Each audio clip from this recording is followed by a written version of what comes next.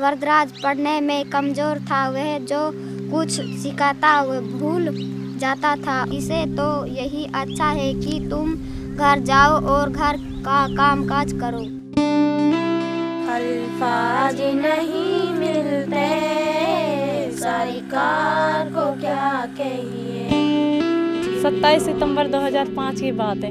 हम घर से मेरे साथ एक और थी, हम दोनों चल दिया। हमको ये नहीं पता भाई मिर्जापुर कहाँ पे है। जब पूजा इस अभियान पर निकली थीं, वो महज 20 वर्ष की थीं।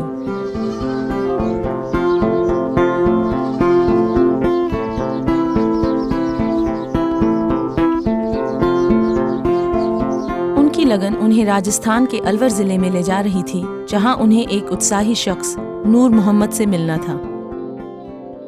मिर्जापुर ऐसी जगह थी जहां कोई नहीं पढ़ता था। किसी को ये पता भी नहीं था कि बच्चे को पढ़ाने से होगा क्या। अपने इस सफर में पूजा पूर्वी राजस्थान के एक गांव मिर्जापुर में गई। मिर्जापुर के 215 घरों में मेव मुसलमान समुदाय के लोग बसते हैं। यहाँ मर्द ही परिवार के सारे फैसले लेते हैं। इस गांव में सिर्फ एक सरकारी स्कूल था, लेकिन शिक्षा लगभग ना के बराबर थी। गांव के सिरे पे एक मिट्टी के घर में पूजा की मुलाकात एक बहुत कम बोलने वाली लड़की से हुई। मेरा नाम जायदा है, ग्राम मिर्जापुर की रहने वाली हूँ।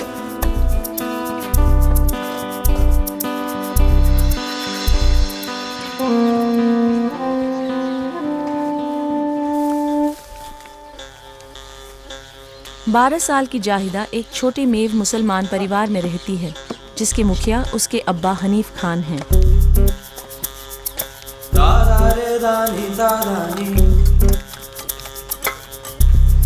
ये मेरा भाई है शाहरुख, 8 साल का।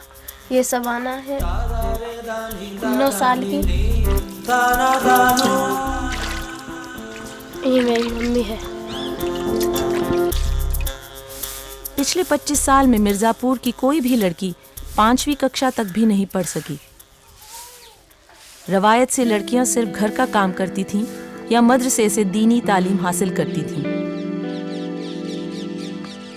लेकिन एक नई लहर चलने वाली थी। पहले हम किसी का भी बोलते नहीं थे, साफ सुथरे नहीं रहते, जंगलों में जाते था। कभी हाथ धोते कभी नहीं धोते। जब खाना खाते थे हम स्कूल नहीं जाते थे, नहीं रहते थे सूगले गंदे संदे नहीं। अब हम वो एक दिन था और एक आज का दिन है। पिछले 3 साल में बहुत कुछ बदला है। आज ज्यादातर लड़कियां न सिर्फ शिक्षा हासिल करती हैं, बल्कि जब स्कूल की घंटी बजती है तो शहद की मक्खियों की तरह स्कूल की तरफ भागती हैं।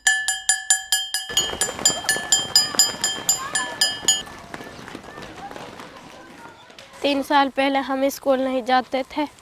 फिर मैडम आई तो उनने कहा कि अपने बच्चों को स्कूल भेजा। माँ बाप बोले कि दिन हड़प होता है, हम बच्चों को नहीं भेजेंगे। फिर इन्हें हमारे माँ बापों को समझाया।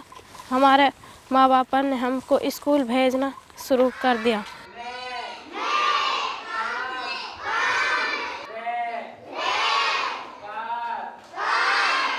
ये तब्दीली बहुत कोशिशों से आई है।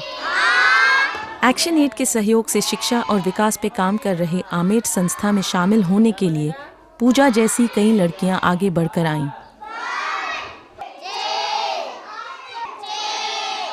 इन्होंने हर घर के दरवाजों पर बार बार दस्तक दी। इस समुदाय के सदस्यों को समझाया कि पढ़ाई से उनके बच्चों का भविष्य बेहतर होगा।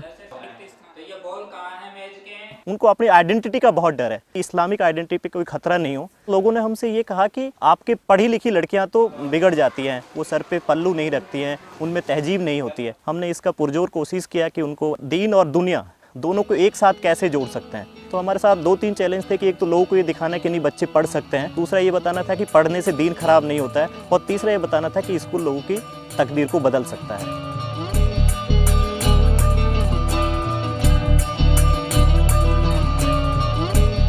अब उनके घर गए हम तो इनकी मम्मियाँ बोलने लग गई, हम ना भेजा अपनी छोरी, तम तो हमारा दीन खराब करना आ गई, तुम यहाँ से भागो। जहाँ भगा देता दूसरे घर में जाके बैठ जाता।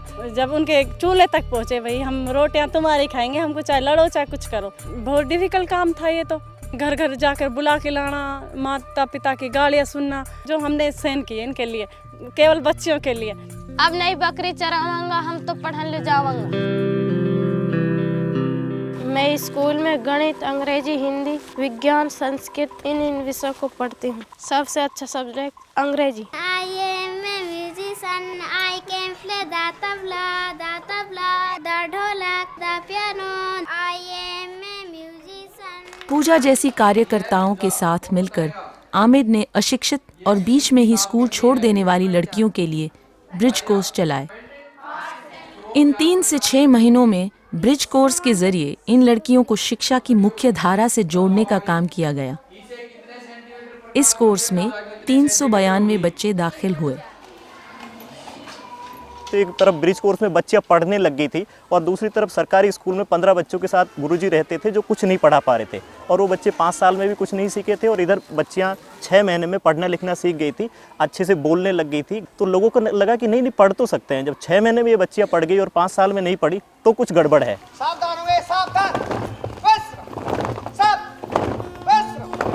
स्कूल हमारे आपका नहीं, किसी के बाप का। एक बड़ा बदलाव तब नजर आया जब इन लड़कियों ने ब्रिज कोर्स खत्म करने के बाद अपनी पढ़ाई जारी रखने की इच्छा जाहिर की। इन लड़कियों की ये एकजुट आवाज समुदाय के लिए एक प्रेरणा बन गई। लोग शिक्षकों, पुस्तकों, बुनियादी सुविधाओं और दोपहर के भोजन की मांग उठाने लगे। इस बढ़ती लहर के कई और अच्छे नतीजे निकले। शुरू में जो बच्ची आई उन्होंने जो सीखा और उन्होंने जाके जो अपने घरों पे कहा, उसने बच्चियों को जोड़ने में हमारी बहुत मदद की। और बच्चियों ने ऐसा नहीं हुआ कि पढ़ने से वो बिगड़ गई, उन्होंने घर का काम भी किया और पढ़ाई भी की, और मदरसे से वो नहीं छूटी। ये 2-3 चीजें हमने साथ लेके चले थे।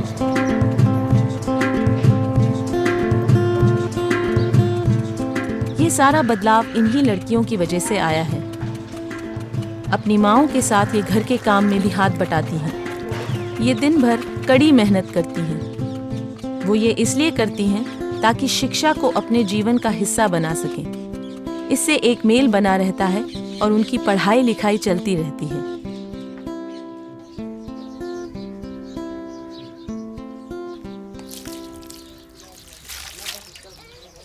मैं सुबह 5 बजे खड़ी होती हूँ और जब हाथ में धोती हूँ, फिर नाश्ता करती हूँ, चाय पीती हूँ, झाड़ू लगाती हूँ, बर्तन साफ करती हूँ, पानी भर के लाती हूँ और गोबर फेंकती हूँ, फिर नहा धो के स्कूल जाती हूँ।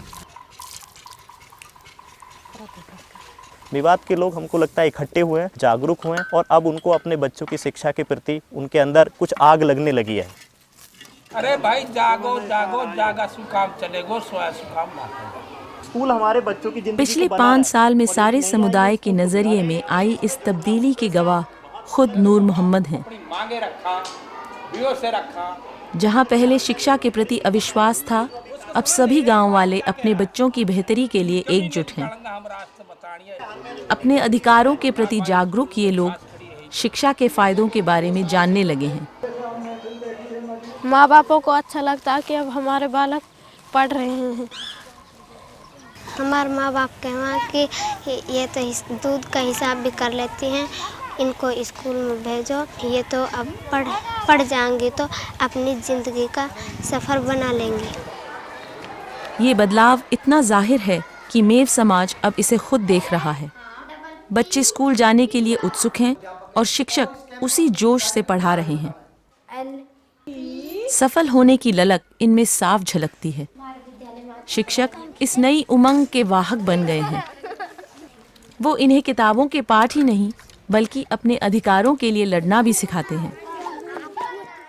जैसे स्कूलों में हमारे पानी की सुविधा नहीं है, स्कूलों में पंखे नहीं है, अब वो चीज़ें बच्चे मांगने लगी। सब हमें भी ऐसे स्कूल होना चाहिए जैसे हमारे शहर। क्या हमारा अधिकार नहीं है क्या? पढ़ाई में जितना अधिकार शहर के बच्चों को उतना ही हमारा है। शहर जैसा स्कूल हमारे होने चाहिए।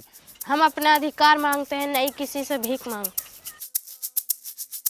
तब्दीली जो हुई है उनकी ज़िंदगी में, वो अपने आप को देखने लगी है। पहले हमारी इन बच्चियों को कुछ था नहीं, उनको लगता था 10-12 साल होगी और उसके बाद शादी करके चली जाएंगी। अभी वो अपनी ज़िंदगी को ऐसे देखने लगी कि हमारी भी ज़िंदगी है, हम भी शिक्षिका बन सकती हैं, हम भी नर्स बन सकते हैं, हम भी डॉक्टर बन सकती हैं।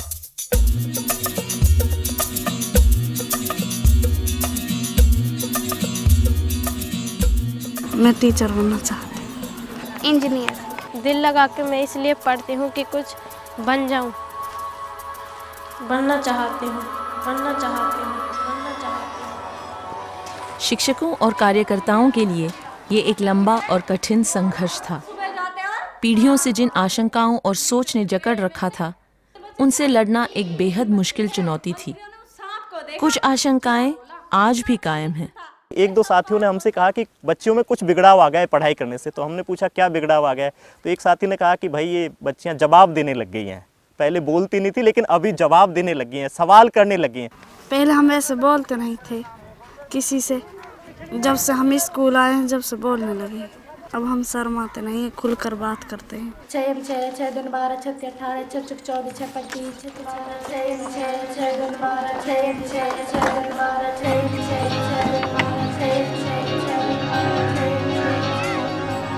मिर्ज़ापुर ऐसी जगह थी जिसको लोग कहते थे कि बेकार गांव। वहाँ पर लोग पढ़ने लगे हैं, वहाँ पर बच्चे आने लगे हैं, वहाँ के कम्युनिटी के लोग डिमांड करने लगे हैं। इसका आसपास के 50 गांवों पे इफेक्ट हुआ है। लोग आके देखने भी लगे हैं कि मिर्ज़ापुर में हो सकता है तो पूरे मेवात में हो सकता है।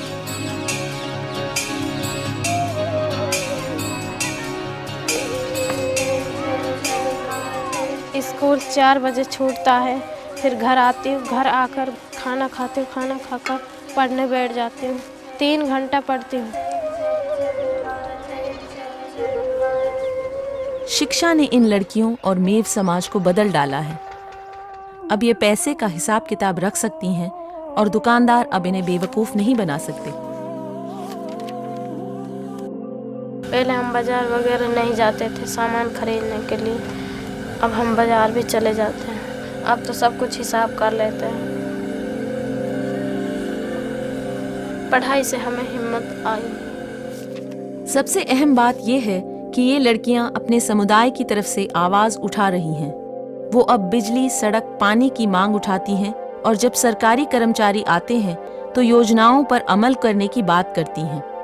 अब सब लड़कियां जाती हैं तो हमें बहुत अच्छा लगता है स्कूल जाने से। बहुत बच्चियों के पास हमको जाना है, बहुत सारी बच्चियां हमारा इंतजार कर रही हैं, काम अभी बहुत बाकी है। इन मासूम चेहरों की मुस्कुराहट और हंसी उन सैकड़ों जाहिदाओं की कहानी बयान करती हैं जो अपने सपनों को साकार करने का जज्बा रखती हैं। शिक्षा का अधिकार, दोपहर का भोजन और ग्रामीण रोजगार की गारंटी पर अब अमल होता है, क्योंकि ये बच्चे अब अपना हक हासिल करना जानते हैं। आज इनके मन में एक नई उमंग की लहर जाग उठी है।